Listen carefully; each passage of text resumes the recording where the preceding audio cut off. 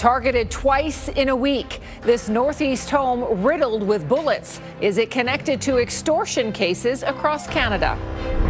Plus, anger that Danielle Smith isn't getting in front of Alberta's healthcare crisis. All emergency room doctors that I talk to right now want to hear from their premier. Frontline staff say what's been offered so far isn't enough. We need someone saying, here's some meaningful change, here are the tools you need. And talk about a shock to the system. It just changes your day. It teaches you to deal with small amounts of stress. Some people love it, but is cold plunging good for everyone? CTV Calgary, local breaking news with Tara Nelson. Hello and thank you for joining us. We begin with a developing story tonight. A shooting targeting a home in the Northeast may be the latest incident in a series of extortion attempts. Jacqueline Wilson is following this for us. So Jackie, what are police telling you? Yes, Tara, so police say the home shot at last night is the same one targeted on a Tuesday. Now, the shooting happened about 10 p.m. at a duplex on Terrawood Lane. Luckily, no one was hurt. Investigators are working to determine if these shootings are in connection to the ongoing extortion incidents that are happening across Canada, and they are targeting members of the South Asian community. Police say that victims have received threats via WhatsApp and international calls. Now, prior to this latest incident, there have been 12 reported extortion attempts since July in Calgary. Of those, 9 involve someone shooting homes, businesses, or vehicles. And in those cases as well, luckily, no injuries have been reported. But if anyone has information about these incidents, they are asked to email the extortion team, or they can call police non-emergency line. Tips can also be submitted anonymously to Crime Stoppers, and you'll find all that information on our website, ctvnewscalgary.ca. Tara? Okay, Jackie, thank you. Mounties are releasing new details about a hit and run near Brooks that killed an Alberta man. Police now say the suspect may have fled the country, and there is a warrant out for his arrest. Police say 30-year-old Christopher Rogers of Andrew, Alberta, was found dead outside his vehicle in August. Brooks RCMP believe he was struck by a vehicle after he got out of his car to check on an animal he hit. Investigators say the driver was 28-year-old Subham Singh, who left Canada shortly after. He is charged with failing to remain at the scene of an accident resulting in death. Calgary's fire department scrambled to a pair of back-to-back calls this afternoon, including a bungalow fire in Bowness. Flames and smoke came pouring out of the house just before 3 o'clock. It appears to have started at the back of the house. Crews spent a good bit of time going over areas where additions had been made. No one was home at the time and no other structures were impacted. A fire investigator is now on scene. Fire crews also evacuated a retail building in Falcon Ridge this afternoon because of high carbon monoxide levels. Firefighters went from business to make sure everyone got out because the CO alarms weren't working. Luckily, everyone was okay. Investigators say the buildup of gas was caused by vehicles left running in the parkade. A flight that took off from Calgary had to turn back after a tail strike this morning. The rear of the Flair Airlines jet scraped the ground during takeoff. The 737 MAX was airborne for about an hour, presumably trying to burn off fuel before landing back in Calgary. No one was hurt. Flair says its maintenance team inspected the aircraft and found no damage. The aircraft was cleared for service and departed for Toronto shortly after. Healthcare workers are wondering where Alberta's premier is as her media silence reaches 3 weeks. A recent rough ride for emergency department patients and staff has been extremely public, but doctors say they're upset the premier hasn't been. Tim Brooke has more on renewed calls for provincial help. Emergency room physicians say flu season is subsiding, but the health system is still in trouble. It's sort of like, moving the deck chairs around on the Titanic. Yeah, we're doing a little better. I've got a spot to sit now, but the ship's going down. As the number of influenza patients decreases, the number of frostbite patients is increasing. And still, there's not enough room for everyone. I'm working tonight. I'd be surprised if most of my patients hadn't waited 5 or 6 hours to get into a care space. That's better than 18. It's not 2 or 3, which is what I would say is kind of normal. Doctors are searching for answers, and some are upset they haven't come from the Premier. All emergency room doctors that I talk to right now want to hear from their Premier. They're feeling the strain. They're feeling overrun. It's been 3 weeks since Danielle Smith has taken questions from reporters. In the last 21 days, she's appeared at private functions focused in on energy infrastructure and investor confidence. But she's been relatively quiet on healthcare. To have silence from their government, a lack of solutions, to feel like this may never end, it's so destructive to our workforce. Alberta's Minister of Hospital and Surgical Services claims the province already has the tools it needs to weather this storm. The media is a critical part of holding government to account, ensuring transparency and accountability, making sure these stories are covered and that they get the government's response. The Premier's office tells CTV News Smith has continued to meet with ministers and be briefed on government business during her time away. The opposition wants her to take it one step further and recall the legislature. Well, I mean, look, everyone deserves a little vacation, but people need to hear that she takes this seriously, that it's an emergency, and that all of government is looking at solving this.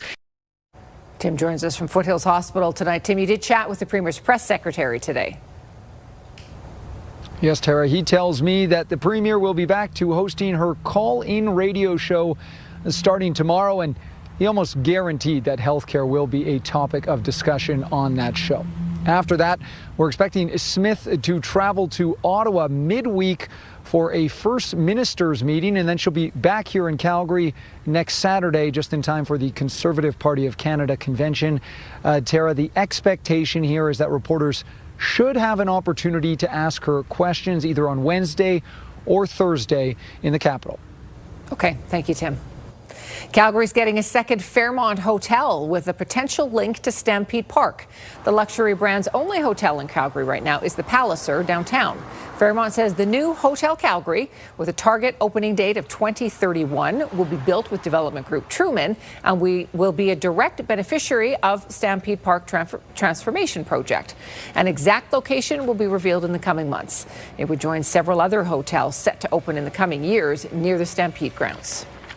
Calgarians living in two Northwest communities are losing a pair of Calgary Co-op grocery stores. On March 28th, the Sage Hill and Hamptons locations will close their doors to the public. This includes the Hamptons Co-op liquor and cannabis stores, too. The local grocer blames the evolving economic and market conditions for the closures. Albertans opened their wallets in a big way late last year, outspending every other province in the country. New numbers from StatsCan show Alberta led the nation in retail sales growth in November. But economists warn the momentum may be hard to maintain. Here's Mark Villani. With the swipe of a card, spending money is easy, and Albertans did a lot of it over the holidays, filling shopping malls and taking advantage of major deals. It's definitely gone up. Hasib Ansari says he spent so much on Black Friday that now he's had to cut back. Things in general have gotten more expensive, so just got to be more conscious with what we buy. You can tell right now I'm returning gifts. This is one way to save money. Canada-wide spending hit $70 billion in November of last year, a slight increase from the month prior. But it was Alberta that saw the largest monthly uptick out of all Canadian provinces, climbing 3.7%. I think most folks would attribute it to population growth. Retail analysts say a decrease in shopping across the border and lower interest rates are also major factors. Home prices in Alberta are cheaper compared to markets like Toronto, too, but that trend is slowing. Housing prices have increased significantly in Alberta, in the big centers. And you're also seeing probably a higher indexed retail sales growth as well for those reasons. Another large driver came from motor vehicle and parts dealers as Alberta car sales outpaced most other retail categories. Some dealers say they've also been insulated from tariff uncertainty, unlike manufacturing heavy markets in Ontario. With us, the world seems to need our product, need oil, they need gas. We also have a new tech sector that's growing here in Calgary. But challenges lie ahead for all Canadians, dealing with high inflation, a mortgage renewal cliff, topped off with geopolitical trade tensions. Specifically in Alberta, there's also more pressure to build major energy infrastructure. We're going to see more of the growth having to come from business investment.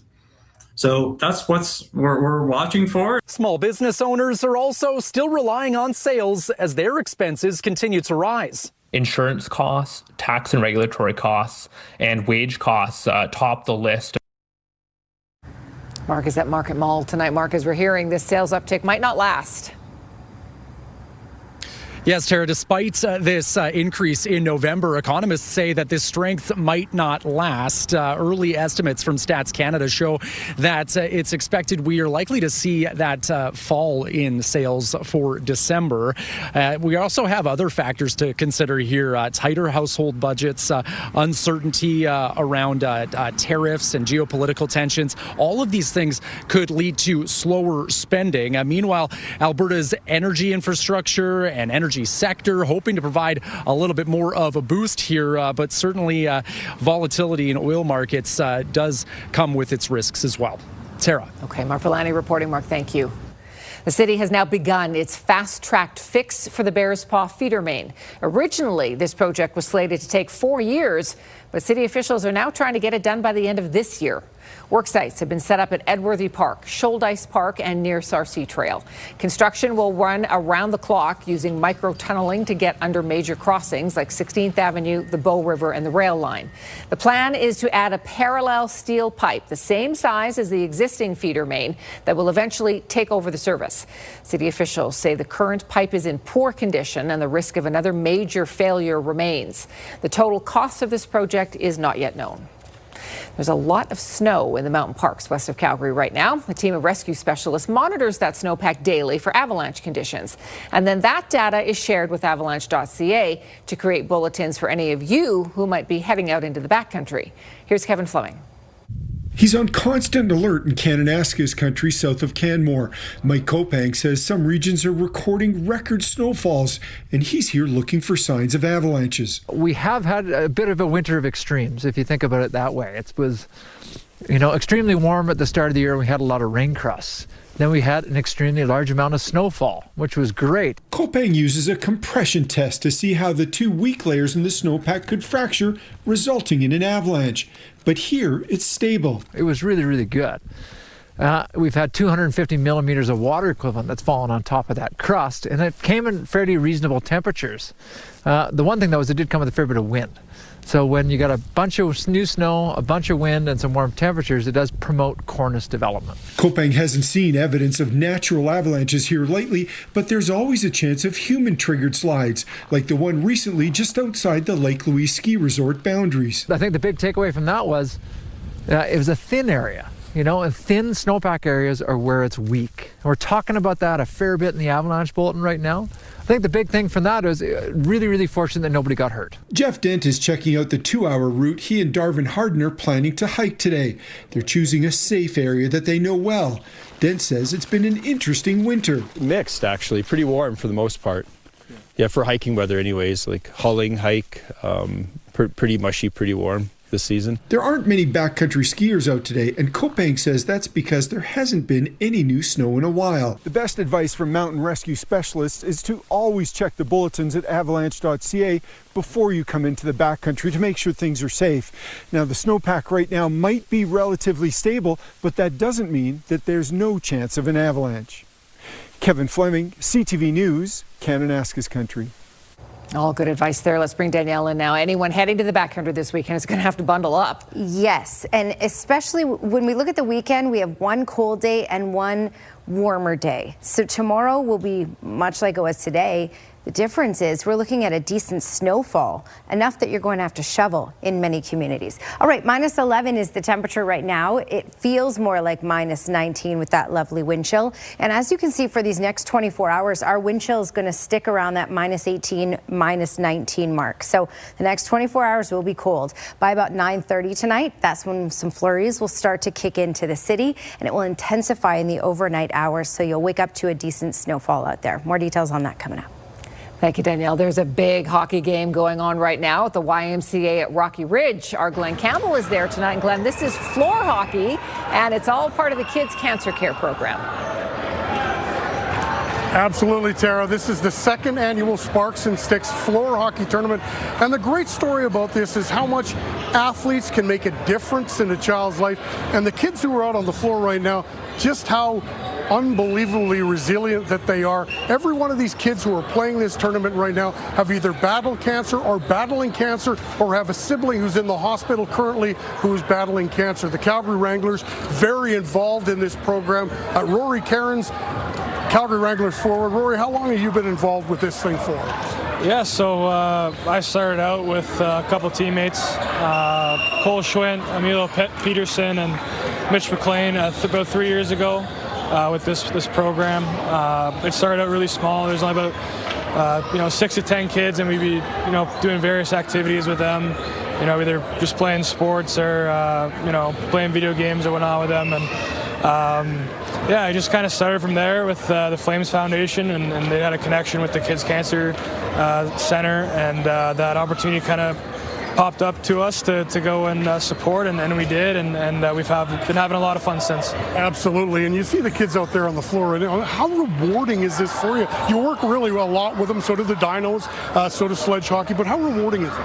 Yeah, it's cool, especially for me, just seeing a bunch of kids come back every year and learning a bit about their stories and talking to their parents and just kind of seeing what they go through. For me personally, I had a couple classmates that had cancer, and you see what they go through. And my girlfriend's aunt and her kid had cancer at the same time, so you just kind of see how this disease if it affects people and their families, and it's just good to come out here and see them have fun, and we have a lot of fun with them too. Well, good on you, I'll tell you that. And as far as I know, I think your team might be down right now, so Rory, get on the court floor right now. You got to go help your team, man. There you go, Tara. I think it's 2-1 the score right now, but you know what? Score doesn't even matter. Everyone here is a winner from this tournament they have going on. Great stuff, Glenn. We'll check in with you again a little later. Just ahead, a former Canadian Olympian turned alleged drug lord is arrested, where Ryan Wedding was captured and the string of charges. And authorities released new information on the death of a BC teen on a beach in Australia.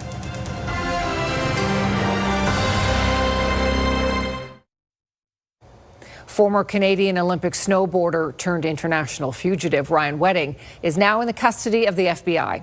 The 44-year-old was on the agency's top 10 most wanted list for allegedly running a violent transnational drug trafficking network. The manhunt came to an end in Mexico City after he turned himself in to the U.S. Embassy. Here's Kamal Karamali. This is a moment more than a decade in the making. Former Canadian Olympian Ryan Wedding in handcuffs, surrounded by police, brought to U.S. soil to face a litany of charges. The 44-year-old from Thunder Bay, Ontario, arrested last night in Mexico City. A Mexican official saying today a Canadian voluntarily surrendered at the U.S. Embassy. This is what a united front looks like. It marks the end of a manhunt spanning an entire continent and coordination between police in 3 countries. Here we are today, bringing him to justice for trafficking hundreds of kilos of cocaine and also for the murder of innocent civilians. Wedding was first wanted by the RCMP in 2015. After fleeing Canada, he allegedly began building a multi-billion-dollar drug smuggling empire, trafficking tons of cocaine to the U.S. and Canada each year. Last year, finding himself on the FBI's 10 most wanted list after being accused of orchestrating the murder of a federal witness who was set to testify against him. He allegedly ordered a hit on a home in Caledon, Ontario that mistakenly resulted in the killing of an innocent family. The Bureau offering a $15 million reward for his capture, the heat ramping up in November when RCMP arrested several of his associates in Canada and Mexican authorities seized millions of dollars of his assets. You're going to find a lot more other individuals who are going to come forward and say, listen, I'd rather give you the information. I'll tell you, I'll testify. Just don't put me in jail. We will not comment on anyone regarding the rewards. Few details released by officials today, with many left waiting for answers, including those who knew him. In some ways, I can understand, the path that he took just because of the lack of funding in Canadian sport in general. Wedding will be held in custody over the weekend, facing a list of charges related to murder and drug trafficking, with his first court appearance slated for Monday morning. Kamal Karamali, CTV News, Toronto. 9 other Canadians are named in the indictment, including Calgarian Alistair Chapman, who's accused of helping to kill a witness set to testify against Wedding. Chapman's bail hearing will be held in Calgary next month. In Australia, a preliminary assessment has been completed on the body of a Canadian teenager found on a beach earlier this week. An autopsy found physical evidence consistent with drowning, and dingo bites are not likely to have caused Piper James's death. Her body was discovered surrounded by a number of the wild dogs. Officials are now awaiting pathology results, which are expected to take several weeks. Global Affairs Canada is providing consular assistance to the family of the 19-year-old from Campbell River, BC. She was in Australia for a backpacking trip with a friend. This is CTV News Calgary. Danielle's back with us now, and a look at our 5-day forecast. We get out of this extreme cold. Yeah, we're just about to get out of it. So yesterday was the coldest. Today is still pretty cold, and tomorrow will be similar to today, and then we're done with the more extreme cold weather anyway. Minus 15 is what it feels like in Calgary at the moment. It feels closer to minus 17 in Claresholm and Pincher Creek, and colder as you head off to the east. Minus 27 with the wind chill in Lethbridge, and minus 25 in Medicine Hat. All right, so we did have cold warnings in place for parts of southern Alberta yesterday. That has retreated, so it's Provost and up now.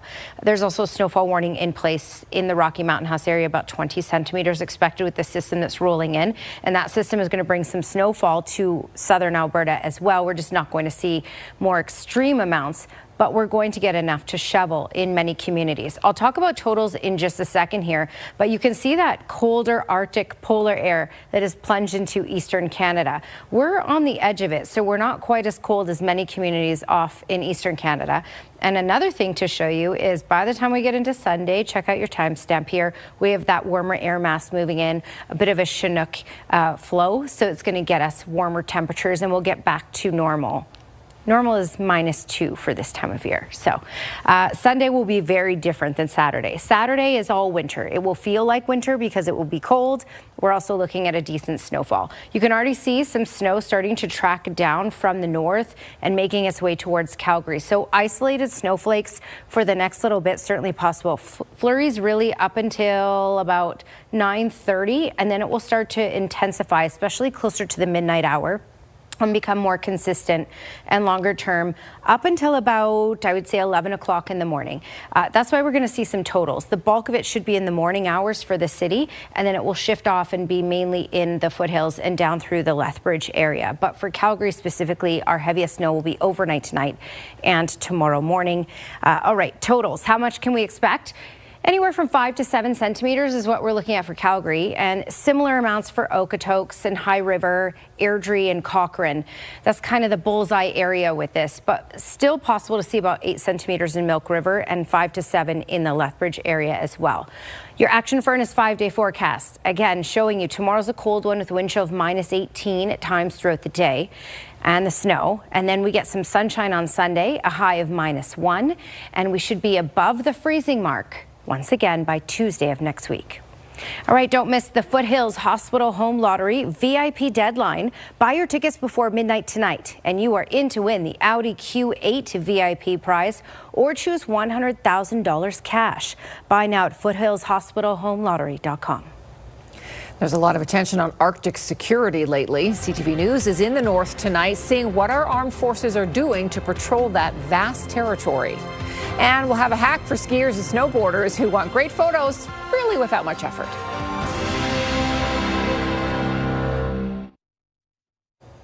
Canada's Prime Minister has responded to the latest shot across the bow from Donald Trump. The U.S. President posted this on Truth Social today, saying Canada is against the Golden Dome being built over Greenland, even though the Golden Dome would protect Canada. Instead, they voted in favor of doing business with China, who will eat them up within the first year. Mark Carney did not speak this afternoon following the end of a 2-day cabinet retreat. Yesterday, the Prime Minister dismissed Trump's claim that Canada lives because of the United States. That comment by the U.S. President followed Tuesday's speech by Carney at the World Economic Forum that was interpreted by many to be directed at the U.S. An invitation to the PM to join Trump's Board of Peace was later rescinded. With Arctic security front and center, Canada's role in the north is being scrutinized by allies and adversaries alike. CTV News is in the Northwest Territories tonight. Heather Wright has more on what Canadian troops are doing there.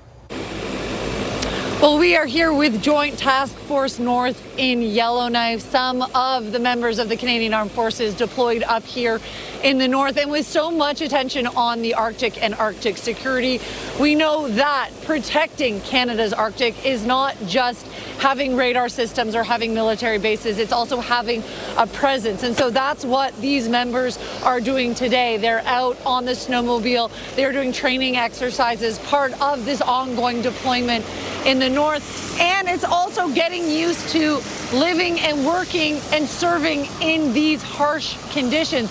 It's minus 30 right now, minus 40 with the wind chill, and that's something that these troops, that these Canadian Armed Forces members have to deal with every single day as they are out here serving in the Arctic and having a presence here in Yellowknife and beyond. Visibility, presence, definitely one or part of our mission here, and we're covering like 40% of Canada's landmass, 75% of its coastline, and through 4 time zones.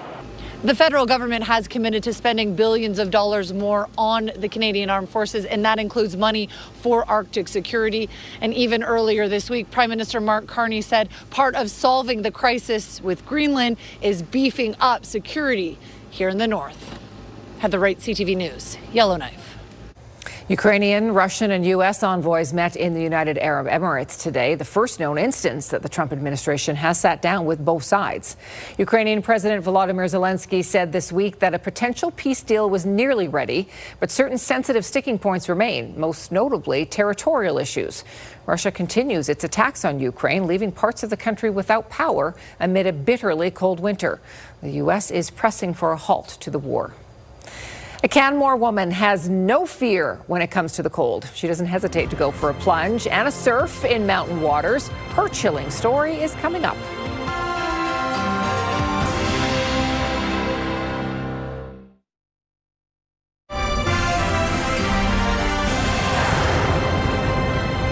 Jumping into Alberta's glacier-fed rivers and lakes takes some nerve any time of year, but in January, for a Canmore woman, cold water exposure is part of her everyday routine. But taking that plunge might not be for everyone. Tyler Barrow has more. Slipping right in. The weather, kind of balmy for January, only around negative 10 degrees Celsius. I started ice plunging about 10 years ago. Absolutely fell in love with it. Canmore resident Angela Knox swears by cold water exposure. Knox says it's a way for her to connect with nature while also boosting her mood. It just changes your day. It teaches you to deal with small amounts of stress and have a really positive outcome afterwards. The 52-year-old does more than just jump in the water, seen here surfing the Kananaskis River near Canoe Meadows. She's a cold crusher who has now created a 30-day challenge in the form of a deck of cards. She calls it the Cold Revolution, a guide to radical well-being. But it might not be for everyone. There aren't clear-cut benefits to submerging your body in cold water. The evidence is strongest for after a hard workout, muscle recovery. Beyond that, there is minimal science showing the long-term health benefits. We can't right now say that that high you get right after you jump into the cold water has long-term health span or longevity benefits. TKURS also reminds individuals with an underlying heart condition, are pregnant, or have a cold-sensitive condition to avoid cold water exposure and speak to their medical providers. But for those looking to get a little chilly, Knox advises breaking the ice slowly. You can change your experience with the cold. I used to be the coldest girl in the room, and now I'm out there in the winter river surfing in, minus conditions. Tyler Barrow, CTV News, Lake Louise. She's brave, I'll give her that. All the power to her. Yeah. All right, well, we're going to kick things off with a tip on how to take the best pictures on the slopes. Okay.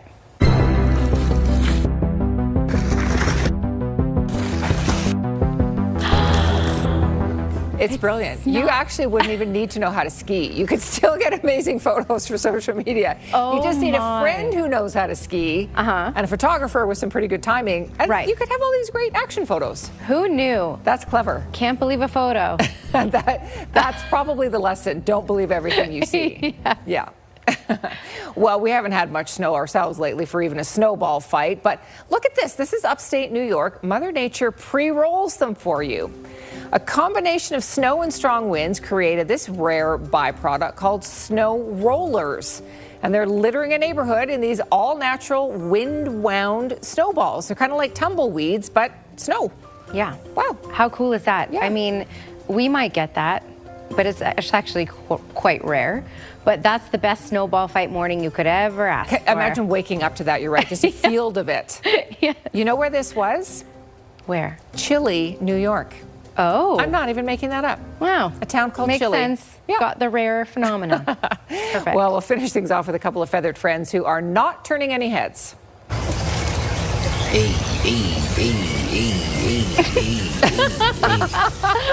No way. Literally. I mean, I'm sure they can turn their heads. They're just not turning their heads. I don't know why. What are they focused on? Does she have food? That's the thing. They are locked in on something. Something. Don't know what it is. Wow, some good neck movement. That's just one of those okay videos. Okay. Interesting.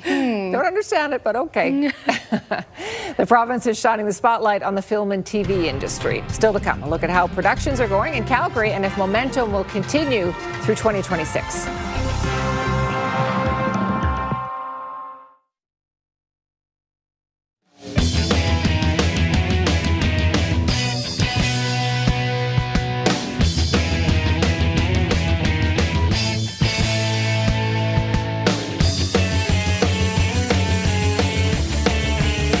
CTV Ski Report, brought to you by Sunshine Village, home of Canada's best snow and hottest lifts.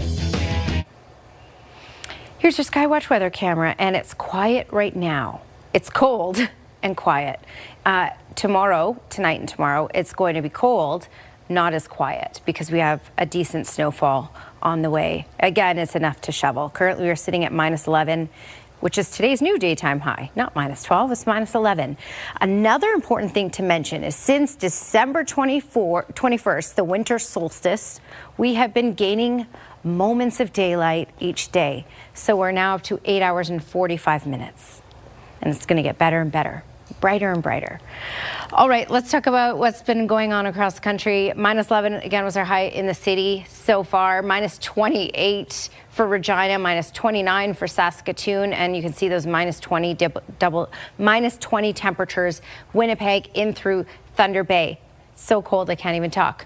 Okay, right now it feels like -15 in the city, -17 in Pincher Creek, -27 is what it feels like with the wind chill in Lethbridge. You can also see that snow has just started to make its way. It's very light right now, but isolated snowflakes starting to make its way into the city already. We're looking at picking up about 5 to 7 centimeters in Calgary. That's the similar idea for Okotoks, High River, Lethbridge, Cochrane, Airdrie, with most of the snow really falling tonight and tomorrow morning, and then starting to lighten up for most communities, especially along QE2 and Highway 2 by the afternoon hours and fizzle out to some flurries. So here you go. Wind chill ranging between -18, -19 right through the next 24 hours. By tomorrow afternoon, we're looking at that snow starting to let up. This is your Action Furnace 24-hour forecast brought to you by Action Furnace. Fixed right or it's free. Tara? Oh. Well, before we get to Tara, don't miss the Foothills Hospital Home Lottery VIP deadline. Buy your tickets before midnight tonight and you are in to win the Audi Q8 VIP prize, or you can choose $100,000 cash. Buy now at foothillshospitalhomelottery.com. A Northeast home has been hit by bullets for the second time this week. No one was hurt. Police say the shootings may be related to extortion incidents targeting members of the South Asian community. Healthcare workers want Danielle Smith to address their concerns over chaos in emergency rooms. Smith hasn't spoken to reporters since January 2nd. And a luxury brand wants to build another hotel in Calgary. Fairmont wants to build Hotel Calgary near Stampede Park. Despite the current rocky relationship with the U.S., Alberta's film industry continues to thrive. A major Korean drama series produced by Netflix was recently shot here. As Stephanie Thomas reports, the creative industry outside of Hollywood is carrying on. Made it. 6 Degrees Music and Sound handles post-production for numerous Alberta projects like this trailer. I have no one to blame for my own life. The voice director and music supervisor says grants from the Alberta Media Fund helps local budding filmmakers.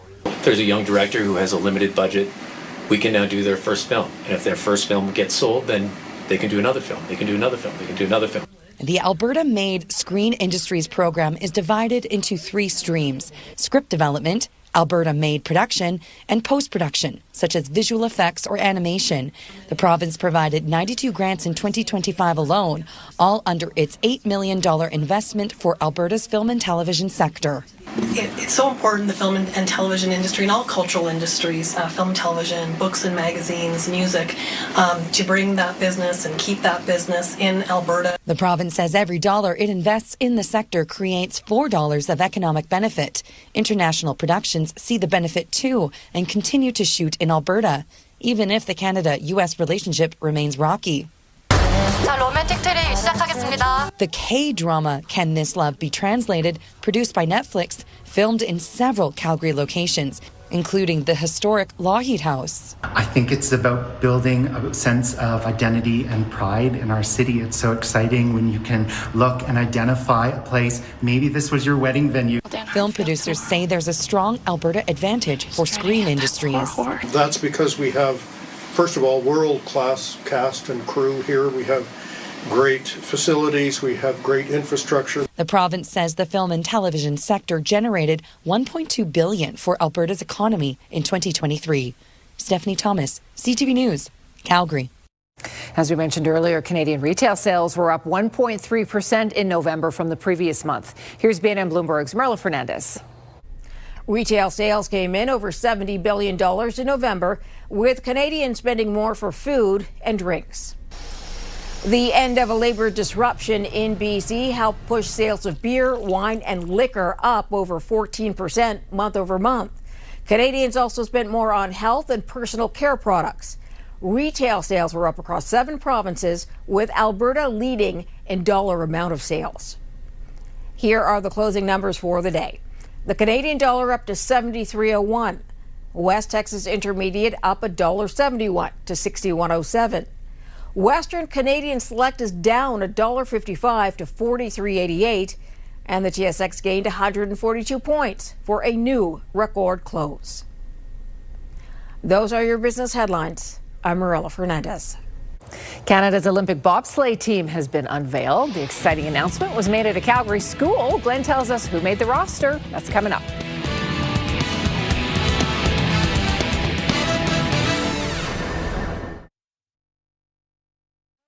Obviously, the fundraising is super important because we need those funds to help support Albertans while they're going through the most difficult time of their life. It's also really important as a community. A day-long spin-a-thon was held in the lobby of the Arthur J.E. Child Comprehensive Cancer Centre today. It kicks off registration for the 2026 Enbridge Tour Alberta for Cancer. Riders sign up, raise money, and then come together for a 2-day spin event in July, the 18th and 19th, to support Albertans living with cancer. It's the Alberta Cancer Foundation's largest and longest-running fundraiser, raising more than $111 million for cancer care in the last 10 years. Well, let's head back to Rocky Ridge YMCA for the Sparks and Sticks hockey tournament. Floor hockey, that is. Glenn is back with us. So, Glenn, how's the game going? Tara, the kids' cancer care program is so wonderful. Just to see these kids out on the floor right now, all of them have huge smiles on their faces. And I can tell you, all the kids out here, they are giving it their all. But this is not the only game in town. The Calgary Flames also in action tonight, trying to put an end to their 2-game losing streak as they take on Alexander Ovechkin and the Washington Capitals, who have been on a bit of a slide themselves. The Caps have dropped 4 in a row. Now the Flames going to make a couple of changes to the lineup tonight. Jonathan Huberdeau, he gets back in the lineup. He was missed last game with an injury. And Braden Bahal, he's going to take over for Hunter Brustevich on the blue line. Now, for Huberdeau, it's been a struggle this season. He has just 8 goals and 13 assists. And get back to playing a little harder. I think playing too slow. So I think just get back to a little bit more speed and I think just take a little bit more time with the puck and keep the puck a little bit more and get in front of the net a little bit more as well. I think that's what I was doing more last year. Just kind of just get back to that. You know, as a competitor, you want to be out there and playing, but you know, you can't let the frustration outweigh what you need to do to stay ready and be prepared. And I think that mindset has allowed me to you know, succeed when I come in and make sure that I'm at my best. So you know, when the opportunity arises, I can take advantage of it. Puck drop for that game in just a few minutes' time at the Scotiabank Saddledome. Well, Canada named its bobsleigh athletes that will head over to Italy for the Winter Games. That happened earlier today.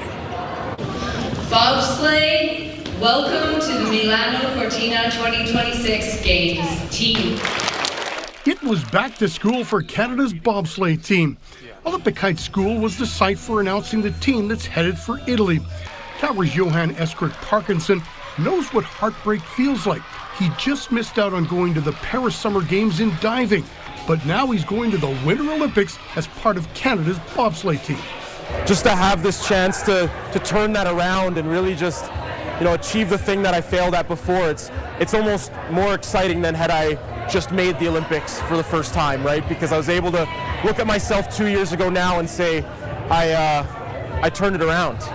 Not many athletes compete in both the Summer and Winter Olympics, but Kelsey Mitchell is one of them. She won gold for Canada in cycling at the 2022 Paris Games. Now she's hoping for another medal in bobsleigh. It's obviously a very humbling experience to start a new sport at 31 and not be the best at it. But yeah, I'm proud of myself for going through the ups and downs and learning the sport and going through all of this to get here, yeah.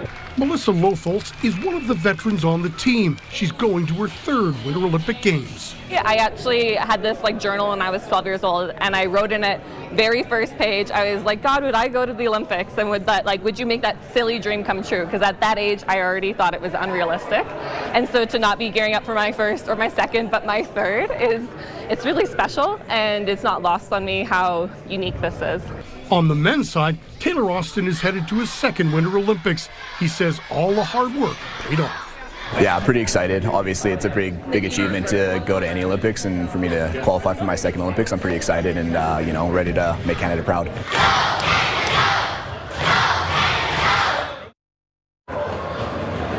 All right, back to the floor hockey tournament. Things pretty intense out there. I'm going to go take a seat and watch the end of this game. Tara, good thinking. Back to you. Have fun out there, Glenn. Thank you. Let's bring Danielle in one last time for a peek at a chilly weekend ahead.